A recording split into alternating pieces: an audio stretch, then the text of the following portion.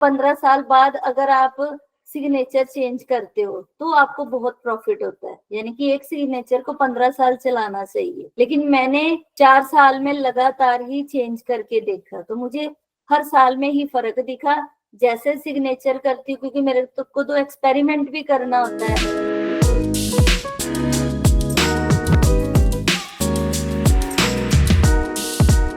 आपने बताया 50 के बाद सिग्नेचर चेंज नहीं करना है। अब कोई बंदा है कि 50 के बाद चेंज करना हो तो ज्यादा चेंजेस मत करो उसमें, क्योंकि अब 50 के बाद उसका मान लो सिग्नेचर बुरे वाला है, एकदम से आप उसको अच्छे वाला सिग्नेचर दे देते हो, तो वो उतना कैपेबल भी तो होना चाहिए ना, उतनी ग्रोथ के लिए वो तैयार भी तो होना चाहिए। यही जो एज होती है, जैसे बिजनेस की जो भी आपकी एज है, पढ़ाई हमारी 22-23 तक या 25 तक चलती है, कई लोग उसमें भी काम करना शुरू कर देते हैं। तो 25 से लेके 50 तक की जो एज है, उस एज में आके हम अच्छे से काम कर सकते हैं, हमारे अंदर उतना जज्बा होता है, कॉन्फिडेंस बढ़ा है, तो हम भाग भाग के काम कर सकते हैं, बहुत सारी मीटिंग्स को हैंडल कर सकते हैं, बहुत सारे क्लाइंट को हैंडल कर सकते हैं। 50 की एज में एकदम से जब आप चेंज करोगे, या तो उसका स्लो स्लो पैटर्न को चेंज करो। अब एक बच्चे को आप दे दोगे एकदम से, तो वो भी प्रेशर में आएगा, बीमार पड़ेगा। तो ऐसे ही जो ज्यादा एज है वो भी प्रेशर में आएंगे ही आएंगे। ये है मेरा पूरा नाम। तो ये जो फर्स्ट पार्ट है, ये सेकंड पार्ट है, ये थर्ड पार्ट है। ये जो 3 पार्ट है, ये 3 पार्ट क्या होते हैं, सिग्नेचर में हमेशा फर्स्ट नेम होता है जो अमृत लिखा हुआ है, वो हमारा है फर्स्ट नेम। उसके बाद सेकंड है कोर, तो वो है हमारा मिडल नेम। फिर लास्ट हवन आया ना, तो वो क्या है, लास्ट नेम। तो ऐसे हम इसको 3 पार्ट में लेंगे, first name, middle name, last name. ध्यान से ये सारे देखना, क्योंकि ये आगे चल के आपको तभी एनालाइज करना भी आएगा। तो लास्ट है धवन।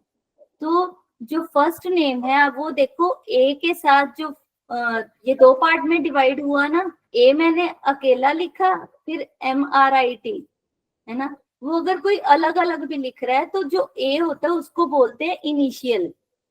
यानी कि हमारे नाम का जो पहला अक्षर है, कोई भी नाम होगा वो 2 पार्ट में होगा। हमारे नाम का जो पहला अक्षर है उसको इनिशियल बोलेंगे, उसके बाद जो होंगे वो रिमेनिंग लेटर्स हैं। जो भी हमारे नाम का पहला अक्षर होगा वो ये दिखाएगा कि व्यक्ति खुद कैसा है। अब अमृत कौर धवन मेरा इतना लंबा नाम है, लेकिन उसमें से मैं कहाँ पे हूँ, मेरी खुद की पर्सनैलिटी कैसी है, वो सिर्फ ए से पता चल जाएगी।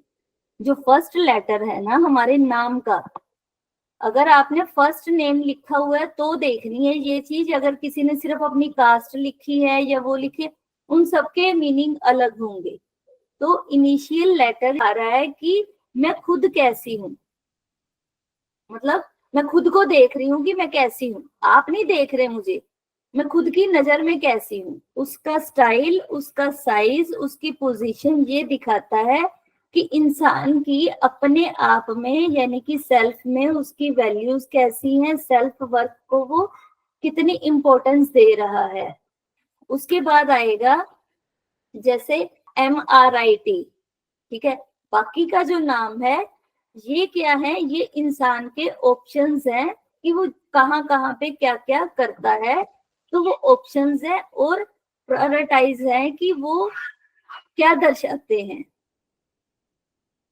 नाम के कौन से हिस्से आपके प्रेजेंट हैं और कौन से गायब हैं, इसको देखकर ही पता चलेगा कि कितना ज्यादा वो इंसान बेहतर है। क्योंकि कई लोग सिर्फ अपना इनिशियल लिखा, बाकी का ऐसे गायब कर दिया, तो उससे पता चलेगा ना कि वो इंसान की पर्सनैलिटी कैसी है। और ओवरऑल जो इनसाइट्स हैं, ये सभी एलिमेंट्स मिला के इंसान की वैल्यू, उसकी जो सेल्फ डिसीजन है वो लेने के तरीके, और उसके जो व्यूज है वो प्रेजेंट होते हैं। उसके बाद आता है सेकंड। तो अब आ गया मिडल नेम, जैसे मेरा कौर है, इनका राजेश आ गया, तो ऐसे ही हर किसी का अलग अलग होगा। तो मिडल नेम क्या करता है, ये भी आप देखो 2 पार्ट्स में है। के का एक जो के है उसको अलग लिख दो, बाकी के नाम को रिमेनिंग लेटर्स है, और कई लोग इकट्ठा ही जोड़ के लिखते हैं, तो उससे कोई फर्क नहीं पड़ता। लेकिन मोस्टली इसको भी हम 2 पार्ट्स में लेंगे कि जो के है वो क्या कर रहा है। ये दिखाता है कि आपके जो पिता हैं या आपके हस्बैंड हैं, मेल फिगर, अब लेडीज होंगी तो उनके जो हस्बैंड है, क्योंकि शादी के बाद उनके हस्बैंड हो गए ना, उनके मतलब जो मेल फिगर है, मस्कुलाइन एनर्जीज जो है वो फिर अपने घर पे आ गई, जब तक वो फादर के घर में है। लेकिन जेंट्स का है, उनका तो फादर का ही रहेगा। तो जो भी है उनके जो मेल फिगर है उनको वो कितनी वैल्यू दे रहा है, उनको कितना मानता है, ये पता चलेगा आपके मिडल नेम से। इसको लिखने का जो स्टाइल है वो क्या करेगा कि इमोशंस और मेल इन्फ्लुएंस के प्रति उनका एटीट्यूड कैसा है।